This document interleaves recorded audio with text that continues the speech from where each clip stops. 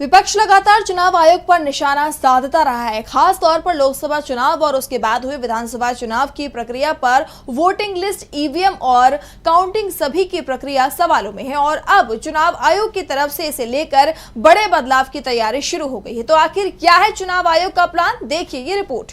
विपक्ष लगातार चुनाव प्रक्रिया पर सवाल खड़े कर रहा है। महाराष्ट्र चुनाव के नतीजों के बाद कांग्रेस ने चुनाव आयोग की कार्यशैली को लेकर कई सवाल खड़े किए हैं। साथ ही अपने डेलीगेशन के साथ कई बार चुनाव आयोग से मुलाकात कर शिकायत भी दर्ज कराई है।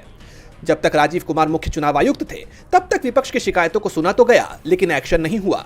लेकिन ज्ञानेश कुमार के मुख्य चुनाव आयुक्त बनने के बाद से चुनाव आयोग एक्शन में नजर आ रहा है। चुनाव आयोग ने BLO यानी बूथ स्तर के अधिकारियों के लिए ट्रेनिंग प्रोग्राम शुरू किया। 2 दिवसीय ट्रेनिंग में बिहार, पश्चिम बंगाल और असम के BLO शामिल हुए। आयोग का कहना है कि BLO 100 करोड़ वोटर्स और आयोग के बीच की पहली कड़ी है। आयोग की तरफ से यह भी साफ कर दिया गया है कि मतदाता सूची की गलतियों को भी सही किया जा रहा है। विपक्ष की तरफ से इसे लेकर आरोप लगाए गए थे कि मतदाता सूची में धांधली हुई है और इसी धांधली के सहारे बीजेपी ने हरियाणा, महाराष्ट्र और दिल्ली में चुनाव जीता है। इस बीच वोटर कार्ड को आधार से लिंक करने का काम भी शुरू किए जाने का ऐलान मुख्य चुनाव आयुक्त ने कर दिया है। इस बीच आधार को लेकर एक बड़ा अपडेट सामने आया है।